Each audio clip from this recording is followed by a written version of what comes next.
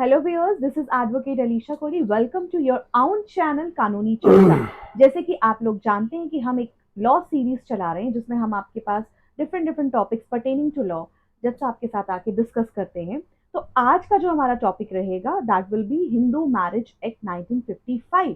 तो sir, welcome to the studio and our this channel. Sir, आज का जो टॉपिक है हिंदू मैरिज एक्ट 1955। उस पे रहेगी टॉपिक, उस पे बात करेंगे। यस, आज हम उस पर बात करेंगे और हमारे व्यूअर्स को हम ये बताना चाहेंगे कि 1955 से पहले क्या हालात थे। पहले देखिए, जो हिंदू मैरिज है ना, जी, ये एक सैक्रामेंट है। सेक्रामेंट जी, है। जे भी एक्ट हमारा बनता है रिकॉग्नाइज करता है, इस बात को मानता है। जी, जो इस वक्त स्टैट्यूटरी प्रोविजंस हैं with regard to Hindu marriage की, इसमें तो पहले भी हमारी जो हिंदू एक बार शादी हो गई हो तो हो गई, उसमें कोई पहले अभी तो प्रोविजंस हैं डाइवोर्स के। डिवोर्स की। चाहे वो डाइवोर्स है अंडर सर्टेन कंडीशंस, यस, वो हस्बैंड और वाइफ को, और म्यूचुअल डाइवोर्स भी है। लेकिन 1955 के पहले कहते थे ना, एक बार शादी हो गई और वो शादी फिर टूट नहीं सकती। Earlier there was no ground, marriage हो गई तो वो लाइफ लॉन्ग चलती थी, और इसको एटर्निटी कहते थे कि ये 7 जन्मों का रिश्ता है और हेवन में रिश्ते बनते हैं और ये नवाए जाते हैं जमीन पे। ये मतलब इसको धरती पे ये बातें होती थी। तो पहले मैरिज जो एक हमारा स्टैट्यूटरी प्रोविजन नहीं था, कोडिफाई नहीं था कि मैरिज किन के लोगों के दरम्यान हो सकता है, कौन कौन से होता है। वो आपको याद होगा कि पहले हमारे ये सेम गोत्रास मैरिज गोत्रा में तो नहीं नहीं कर करते, सकते थे। परिवारा में नहीं करते थे, वो कहते नहीं। तो अभी वो वाला ये थोड़ा जो है रिलैक्स्ड है। रिलैक्स्ड है। उन्होंने कहा कि ये कोई कुछ सेक्शन 5 में है, स्पिंदाज रिलेशन है, ब्लड रिलेशन है, जी, वो उनको उन्होंने रखा है कि ये इसमें कर फॉल नहीं करना चाहिए होता है। तो सबसे पहले मुझे लगता है कि हम ये कहेंगे कि ये जो 1955 का एक्ट, ये 18 मई को ये एक्ट आया, आ गया। इसको ये प्रेसिडेंशियल असेंस मिली और इन्फोर्स हो गया जी, ये 18 मई 1955 1955 को। तो ये होल ऑफ इंडिया को लगता है। यस, हाँ, पहले ये एक्ट आप स्क्रीन पे देख सकते हैं कि ये जम्मू एंड कश्मीर का हमारा अलहदा इलायदा था। जे एंड के हिंदू मैरिज एक्ट था। एक्ट था। वो 1980 का था। जी, जहां पे मैं एक दर्शकों के लिए कर देंगे, वो 1980 का था। तो फिर क्या था वो, अभी क्या हुआ with the coming into force of जो पॉलिटिकल चेंजेस आई 2019 में 5 अगस्त, तो उससे हमारा J and K reorganisation act हुआ। एक्ट। तो उसमें हमारा वाला जो हिंदू मैरिज एक्ट है उसको रिपील किया गया। तो जो सेंट्रल वाला हिंदू मैरिज एक्ट था, हाँ, तो नाउ 1955 का एक्ट जो हमें इस वक्त लग रहा है, तो ये जो इसमें आया है कि it extends to whole of India, not to Jammu and Kashmir. वो रिपील हो चुका है, नाउ इट इज एक्सटेंडेड। 1955 का है और it is now extended to Jammu and Kashmir also. तो ये वाली बात है। दूसरे इसमें अभी आपके पास बुक, ये मैं स्क्रीन पे भी बताऊंगा अपने दर्शकों को कि ये अप्लाई किसको करता है। मेन जो है तो अप्लाई जो हिंदूज को, हस्बैंड। में कौन कौन आते हैं हिंदू में हाँ, ये भी एक बात आ जाएगी। पहले हम ये करेंगे बात कि ये जो एक्ट है ये किन को एप्लीकेबल है। एक तो आ गया ना वो वाली बात, जो लोग डोमिसाइल हैं, टेरिटोरियल, जो इंडिया की टेरिटोरियल जुरिस्डिक्शन में लोग रहते हैं, हिंदू रहते हैं, और जहां के डोमिसाइल है, जहां पे रह रहे हैं, चाहे एनआरआई है कोई, चाहे एनआरआई है, वो आपको उसकी सिटीजन में चले जाना है। डेफिनेशन में जो सेक्शन आर्टिकल 5 है कॉन्स्टिट्यूशन ऑफ इंडिया, उसको डोमिसाइल वर्ड वहां पे भी इस्तेमाल किया है। वहीं से आपने जो डेफिनेशन उठानी है, डोमिसाइल विद इन इंडिया। ये जो वो हिंदू हैं जो हस्बैंड एंड वाइफ को ही एप्लीकेबल है हिंदू मैरिज एक्ट मेन जो है। तो अगर हाँ बात आपकी है कि मैरिज जो दो हिंदू हैं डोमिसाइल जहां के हैं, अगर कोई एनआरआई हो गया लेकिन हिंदुस्तान का सिटीजन है, इंडिया का सिटीजन है, भारत का, हम 3 लफ्ज बोल रहे हैं in order to remove all political and other controversy की जो भी है। तो इसलिए ये आपका एक तो आ गया कि ये किनको एप्लीकेबल है, टेरिटोरियल जुरिस्डिक्शन आपने टच कर दी। तो एक ने जो आपने बोला कि ये इसमें हिंदू की डेफिनेशन में कौन कौन आता है, फॉल करता है, ये आपको बड़ी इंपॉर्टेंट चीज है। एक तो पहले जो मोटी बात है वो आ गया आपके सिख, जैन, बुद्धिस्ट और जो हिंदू, ये तो है ही है ना। इसके अलावा उन्होंने कैसी डेफिनेशन दी है, अगर आप इसको अच्छी देखते जाओ डेफिनेशन को, देखिए this act applies to any person who is Hindu by religion in any of its forms or developments including जे उन्होंने दिया है वैश्यवा, लंगेट और ए फॉलोअर ऑफ ब्रह्मा, परथाना और आर्य समाज। कुछ जो अपने दयानंद स्वामी जी आए उन्होंने आर्य समाज एक हमारा जहाँ पे एक वो एक समझो रिलीजन ही दिया, रिलीजन को सकते हैं एक, मतलब उसका सिस्टम दिया उन्होंने, तो वो भी आर्य समाजी लोग जो है जिस उसमें सिस्टम में फेथ रखते हैं या उसको फॉलो करते हैं, जैसे इनको लिंगेत हैं या वैश्यवा है, तो ये भी हिंदू की डेफिनेशन में आ गए। और any person who is Buddhist, जैसे हमने पहले कहा जैन है, सिख है, ये तो ये भी हिंदू की डेफिनेशन में, दे आर ऑल हिंदूज। तीसरा देखिए डेफिनेशन, बड़ी इंटरेस्टिंग डेफिनेशन है ये, to any other person domiciled in the territory to which this extend. वो पहले हमने बात की कि जो जहां पे रहता है इंडिया में, ये उनको अगर किनको, अगर वो हिंदू है नॉट ए मुस्लिम अपनो, अच्छा, और क्रिश्चियन नहीं है, पारसी नहीं है और ज्यू नहीं है, इनके अलावा सब जितने जो यहाँ पे रहते हैं उनको एक जर्नल सी प्रिजम्पशन दी गई है कि ये लोगों के सिवाय जो भी इंडिया में रहता है।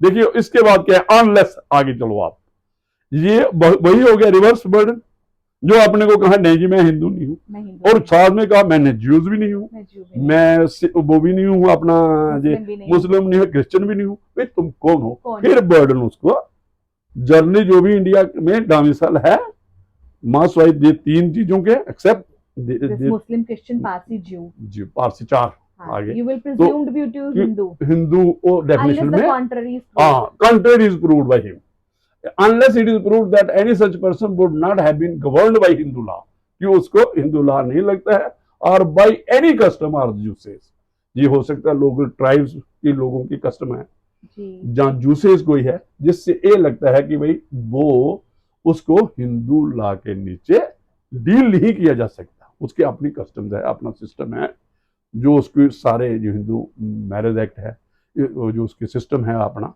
जो उनका मैकेनिज्म है मैरिज का, जहाँ कोई और उनकी अपनी जो है कस्टम है रेगुलेट करती हैं मैरिज को भी, तो वो अपना, लेकिन no burden is upon him to prove that he is not obliged to practise to follow the Hindu marriage act provisions.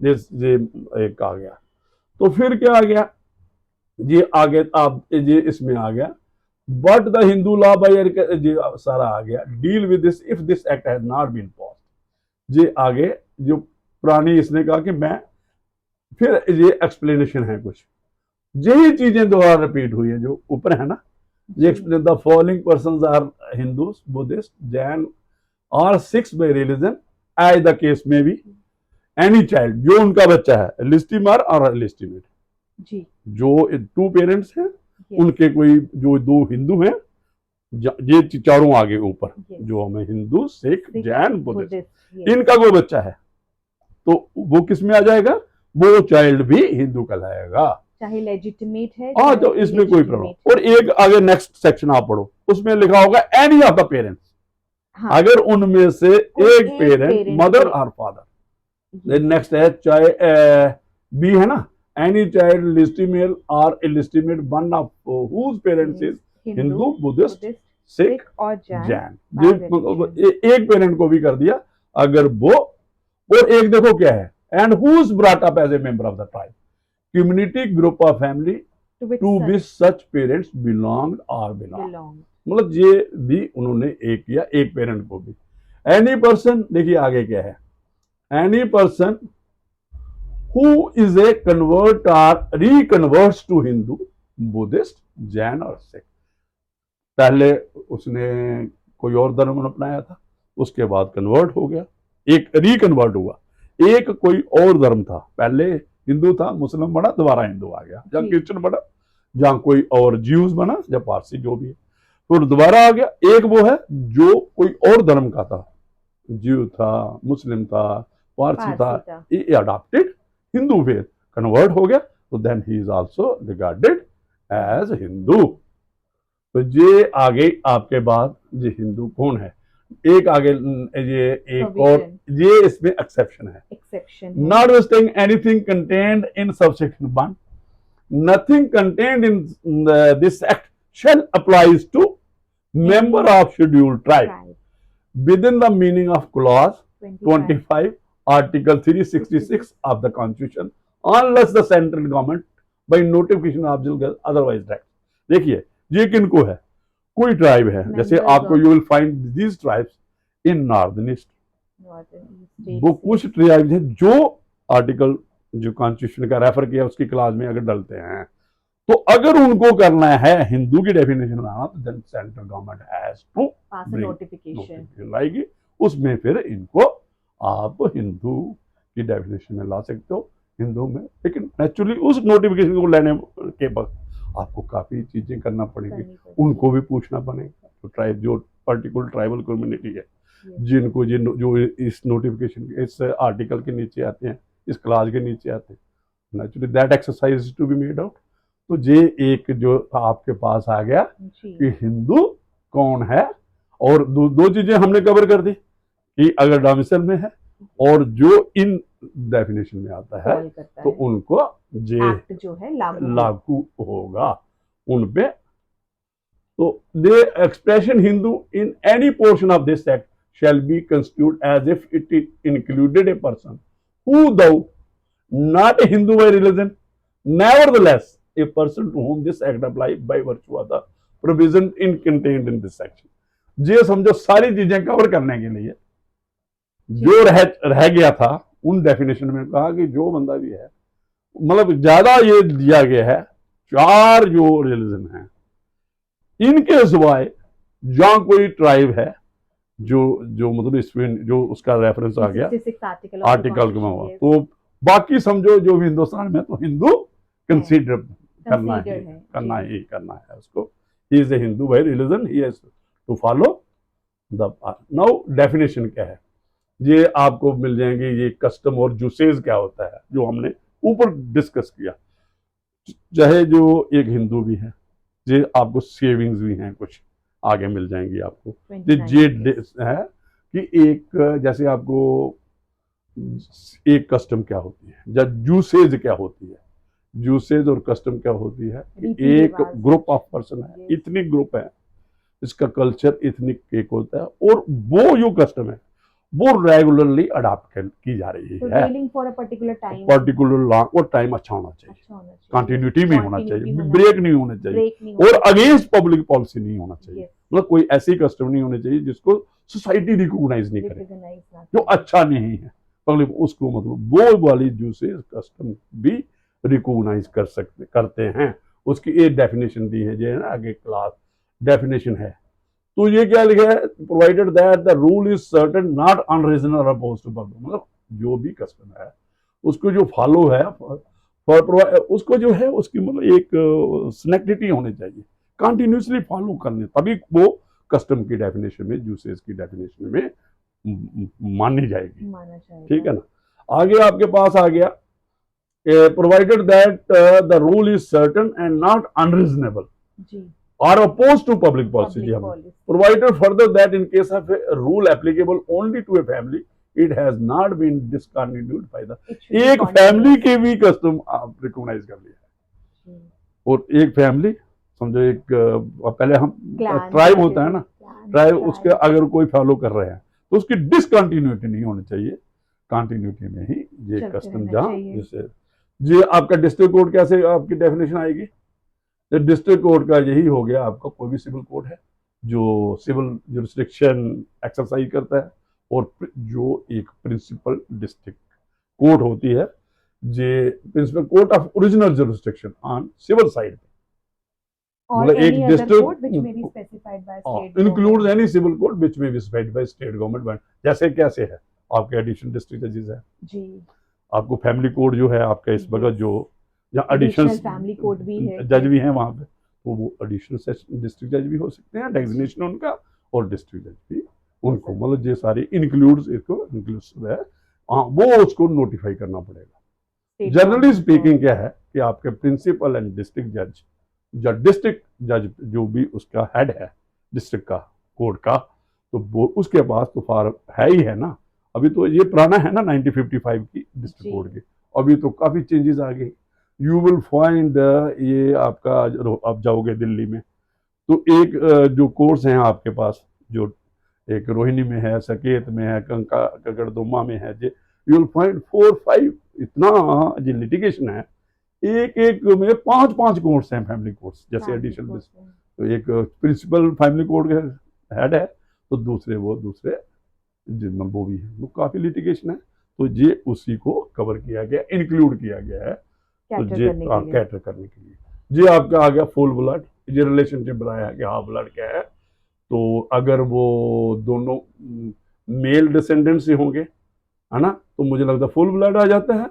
और when they are descended from a common ancestor by the same wife, हाँ और and by half blood when they are descended from common ancestor but different wifes. ये हमारा पुराना system है ना, जो शादियां अभी तो बाईगैमी नहीं है, बाईगेमी नहीं है, नहीं है, अगर है तो पंचेबल है हमारे आईपीसी में 494 है, आपको पता है। तो पहले क्या होता था, पहले शादियां जो हिंदू मैरिज एक्ट आने के पहले, तो जैसे मुस्लिम्स में है वो उनका जी। पर्सनल लॉ एप्लीकेबल था, हमारा भी जो हिंदू लॉ था वो पर्सनल अडॉप्ट करते थे, उसमें भी शादियां 2-4, ये उसको कवर किया गया है कि भाई अगर कोई ज्यादा वाइफ्स हैं तो उनकी जो दूसरे आते हैं ना उनके रिलेशनशिप में है, बच्चे कैसे बच्चे उनके आपस में डिफरेंट half वाइफ, blood में रहेंगे या मतलब full ये blood उसी को रहेंगे। ये उसकी डेफिनेशन है। जी। तो आगे यूट्रिन ब्लड है, ये हमने ये डिफरेंट हस्बैंड्स होंगे, मतलब ये यूट्रिन आ गया यूट्रस से रिलेटेड, माँ की कोक से अलग अलग But माँ के different Coke, husbands, different yes. Husband, different husband, माँ Mother कॉमन, is same है। मदर सेम भी हो सकती है। ये कोई मतलब ये है, ये आपको बाकी प्रिस्क्राइब बाय लॉ ये है। सुपिंदा रिलेशनशिप क्या है, ये देखो, ये आपको सेक्शन 5 में मिलेगा सेक्शन 5 में कि मिलेगा। इनमें आप मैरिजेज नहीं नहीं सकते, कर सकते हैं, प्रोहिबिटेड रिलेशन भी है, prohibited relationship भी है वो ये इंपॉर्टेंट है लोगों को समझने के लिए। जो भी आज की डेट आज भी आपके पता आज जुडिशियल एग्जाम भी आने वाले हैं, जी। और जो हमारे जम्मू एंड कश्मीर में बाहर भी हो रहे हैं, और भी लोगों को जो इसमें दिलचस्पी लेते हैं, तो ये वाली जो है, और These इसमें marriages are initially void ये बिल्कुल by definition by ab initio है। सेक्शन 11 के नीचे 11, उसको yes. आप डिक्लेयर करा सकते हो नलिटीज। ये बेसिक ही इसकी गलत है, तो उसमें हम पढ़ेंगे बाद में। 2 persons are said to be subpoenas of each other if one is lineal descendant of the others within the limits of a relationship of subpoenas। जो एक का लीनियर डिसेंडेंट हो गया तो उसमें कितनी जाएगा, कितने में जाएगा, डिग्री कितने जाएगा, जो आगे आपने पढ़ा होगा, है ना। If they have a common linear descendant who is within the limits of in the relation with reference to each of them, तो उनकी रिलेशनशिप में भी आपस में शादी नहीं हो सकते अगर उनका कॉमन इंसेस्टर होगा। तो ये आपका आगे आ जाएगा हमारा डिग्रीज ऑफ प्रोहिबिटेड रिलेशनशिप। तो इसमें दिखेंगे हैं कौन कौन से लोग आते हैं। प्रोहिबिटेड रिलेशनशिप आ गया, मीन के जो प्रोहिबिट है जिनकी मैरिज होना। तो 2 persons are said to be within the degrees of prohibited relationship। ऐसे ही प्रोविजन आपको मुस्लिम लॉ में भी मिल जाएंगे, वहां पे भी है कि कौन शादी, 2 मेल एंड फीमेल शादी नहीं कर सकते, उनमें भी है प्रोहिबिशन, उसमें भी है, मतलब वो भी जैसे हमारे यहाँ पे है उनमें भी है। क्योंकि ये जो मैरिज का एक सिस्टम है, एक बड़ा इथिकल बेस्ड है, और इसमें if one is linear descendant of the other, वो प्रोहिबिटेड रिलेशन में आगे उनमें शादी नहीं होगी।